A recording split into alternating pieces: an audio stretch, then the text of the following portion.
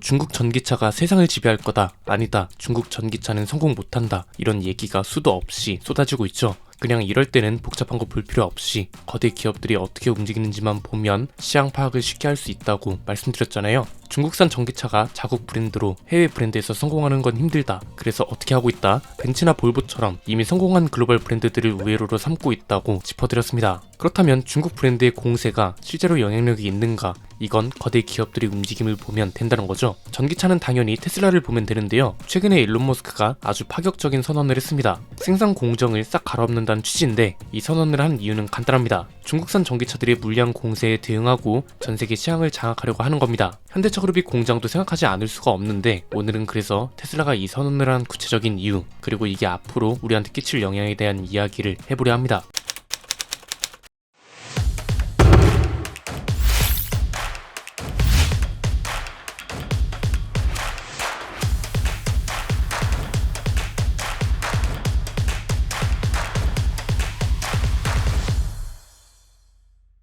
테슬라가 기가팩토리의 공정 과정을 대대적으로 수정할 거라고 합니다. 보통 자동차 회사가 공장 라인을 재정비하거나 공장을 늘리는 이유는 간단하죠. 더 많은 차들을 더 빠르게 생산하기 위한 거잖아요. 테슬라도 이걸 위해서 그런 건데, 기가프레스라는 말은 많이 들어보셨을 겁니다. 사실 이건 생산 과정 전체를 얘기하는 게 아니라 생산 기술 중 하나를 말하는 건데, 테슬라의 생산 과정을 통칭해서 쓰기도 하더라고요. 기존의 자동차 생산 방법하고는 차이가 명확하죠. 생산 효율을 높이는 데에 집중한 생산 방식이잖아요. 한창 토요타의 생산 방식하고 비교를 많이 했었는데, 토요타는 전통적인 생산 방식이 표준과도 같습니다. 테슬라는 완전 효율 중심, 토요타는 저스트 인 타임, 그러니까 재고를 쌓아두지 않고 필요할 때마다 생산하는 방식을 말합니다. 이걸 위해서 부품도 필요할 때 만들어서 조달을 하고요. 토요타는 사람이 중요한 생산 방식이고, 테슬라는 로봇과 설계가 중요한 생산 방식이기도 합니다. 여기서 이제 기가프레스 기술이 빛을 보는 건데, 기존 모델 3는 리어 셋이만 봐도 80개나 되는 금속 판을 용접으로 이어 붙였습니다. 그런데 기가프레스는 아예 알루미늄 합금을 틀에 부어서 하나로 성형을 해버리는 겁니다. 그래서 차체 구조가 크게 프론트 캐스팅, 배터리 팩, 리어 캐스팅, 이렇게 세 부분으로 나뉘는 거죠. 이 덕에 부품은 79개가 줄고 비용은 40%가 줄고 경량화는 30%나 이뤄낼 수 있었다고 합니다. 기가프레스는 폭스바겐이나 볼보 같은 기존 자동차 회사들도 도입을 하고 있는데, 이번에는 아예 기가프레스가 포함되어 있는 생산 공정 자체를 업그레이드 하겠다고 선언했습니다. 테슬라도 컨베이어 벨트 방식으로 차를 생산하죠. 헨리 포드가 착안한 방식으로 100년 동안 자동차 대중화를 이끌어온 생산 방식이고요.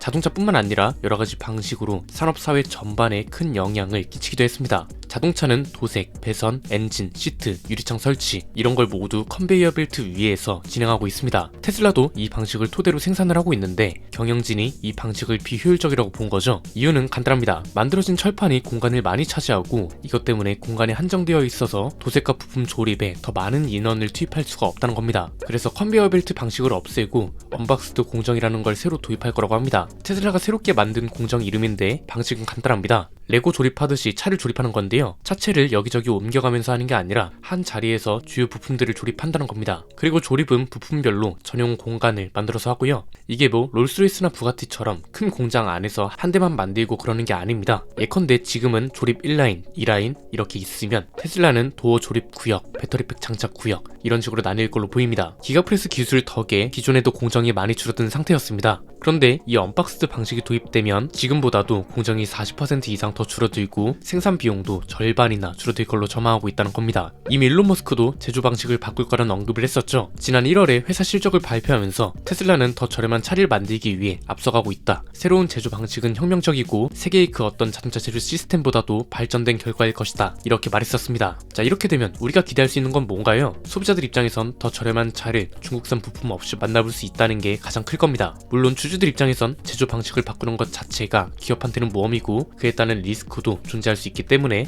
반갑지 않을 수도 있습니다. 하지만 장기적으로 보면 또 필요한 일이긴 합니다. 테슬라가 이렇게 대대적인 변화를 예고한 이유는 크게 세 가지입니다. 첫 번째는 가격을 낮추기 위해, 두 번째는 가격을 낮추면 수요가 늘어날 테니 기하급수적으로 늘어나는 수요를 대응해서 점유율을 확 끌어올리려고, 그리고 세 번째는 중국으로부터의 독립도 염두에 두고 있는 거라고 봅니다. 첫 번째랑 두 번째는 굳이 자세하게 설명할 필요는 없을 것 같고요. 중국으로부터의 독립, 이게 진짜 중요한 거라서 지금부터 설명을 해드리겠습니다. 사실 테슬라는 지난번 영상에서도 말씀드렸지만 아슬아슬하게 외줄타기를 하고 있다고 했었죠. 미국의 가장 큰 전기차 회사입니다. 그래서 미국이 함부로 규제를 할 수 없는 것도 맞지만 그렇다고 해서 저렴한 모델은 중국에서만 생산하고 중국산 배터리를 쓰는 것 또한 리스크였다는 거죠. 그런데 또 테슬라 입장에선 전기차 시장에서 현재 원하는 게 저렴한 가격이고 이걸 위해서 중국 생산과 배터리를 선택할 수밖에 없었던 겁니다. 그래서 미국을 대표하는 전기차 회사지만 현실 때문에 중국하고 손을 잡아야 하는 굉장히 아이러니한 상황이었는데 언박스드 공정이 도입되면 중국으로부터 독립할 수 있는 거죠. 왜냐면 미국발 기사들도 찾아보니까 미국 내에서도 여러가지 의견이 충돌하고 있는 것 같더라고요. 정치적으로나 경제적으로 미국 사회가 중국을 견제하는 분위기인 건 사실이라서 테슬라한테 명확한 대응을 내놓으라는 목소리가 있었는데 현실적으로는 그게 어려웠단 말이죠. 그런데 언박스드 공정이 도입되면 공정이 40% 이상 줄어들고 이건 생산 속도가 그만큼 빨라진다는 겁니다. 그리고 제조 단가도 절반이나 줄어든대요. 이렇게 되면 우리 기업 배터리도 저가형 모델을 쓸 수 있는 거죠. 이게 굉장히 기대되는 이유가 자동차 회사들이 중국 LFP 배터리를 쓰는 이유가 뭔가요? 저렴한 가격이죠. 그런데 또 한편으로는 어떤 문제가 있었나요? NCM 배터리 대비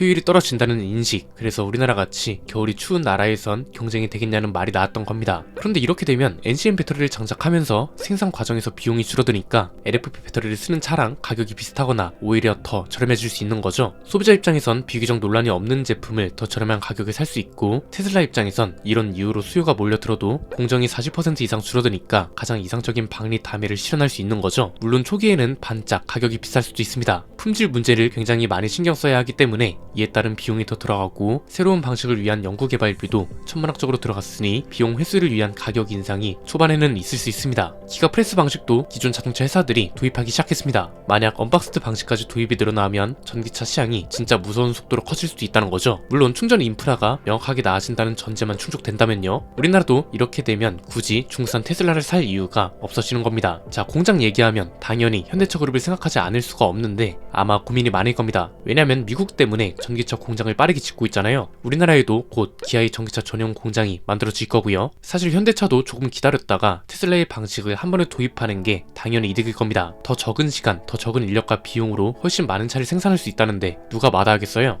물론 생산 노조를 비롯한 이해충돌 관계까지 고려한다면 복잡하지만 이론적으로는 그렇다는 겁니다. 한 가지 확실한 건 역시 테슬라가 전기차 시장을 주도하는 건 맞고 중국이 뭔가 위협이 되고 있다는 것 또한 맞다고 볼 수 있는 거죠. 기술적으로나 가격적으로나 물량 공세로 보나 시장에 경쟁 상대가 없으면 굳이 이런 대대적인 변화를 할 필요가 없고요. 반대로 이런 상대가 있으니 대대적인 변화를 빠르게 고민하고 도입한다는 소리거든요. 이렇게 되면 또 한 번 전기차 관련 전망이 뒤집힐 수도 있을 거라고 봅니다. 조만간 언박스드 방식이 구체화돼서 도입될 건데 이 방식이 성공적이고 다른 브랜드들도 도입을 한다? 그럼 중국산 전기차를 구매할 이유가 사라지는 거고 글로벌 기업들이 중국하고 손잡을 이유도 배터리 광물 말고는 없어지는 거라고 봅니다. 중국산 전기차가 주목을 받는 이유는 비교적 저렴한 가격입니다. 글로벌 회사들도 마찬가지로 이걸 활용하기 위해 손을 잡았던 거죠. 그런데 생산 과정에서 비용이 절반으로 줄어든다는 건 굳이 중국 브랜드가 아니더라도 저렴한 전기차를 살 수 있다는 소리잖아요. 그럼 중국산 전기차를 사야 하는 이유가 뭔가요? 누군가는 말합니다. 중국산 전기차가 우리가 생각하는 것보다 기술력이 너무 좋아서 잡아먹힐 거라고요. 그런데 이건 지난번 영상에서도 말했지만 중국 브랜드 자체만으로는 힘듭니다. 뭐 동남아 시장에서 중국산 전기차가 판을 친다는 소리도 있던데 동남아가 지금 전기차 인프라는 얼마나 잘 되어 있으며 여기가 전기차 시장으로서의 가치가 얼마나 있는지 유럽이나 미국만큼 큰지 이걸 따져봐야 하거든요. 동남아도 장악한다와 동남아는 장악한다는 엄연히 다릅니다. 그리고 여기도 사실상 미국하고 유럽이 규제를 때려버리면 별 수 없어집니다. 갈수록 치열해진다는 소리고요. 중국도 이제 배터리 광물을 가지고 경제 전쟁을 선언할 겁니다. 높은 확률로 그럴 수밖에 없을 겁니다. 얘네도 살아야 하니까요. 전기차 대중화라는 목표가 있고 이 목표로 가는 과정에 있는 게 지금 현 세대라서 굉장히 역사적인 순간들을 직관하는 것 같고요. 우리 기업들도 당연히 대응을 잘 해야 하고 충전 인프라 주제에서도 이야기했던 것처럼 외교적 역량 또한 중요한 산업이니까 부디 정부와 발을 잘 맞춰서 움직여줬으면 좋겠습니다. 오늘 내용은 여기까지입니다. 내용이 유익하셨다면 구독과 좋아요 알림 설정 부탁드립니다. 지금까지 저는 안피디였습니다. 감사합니다.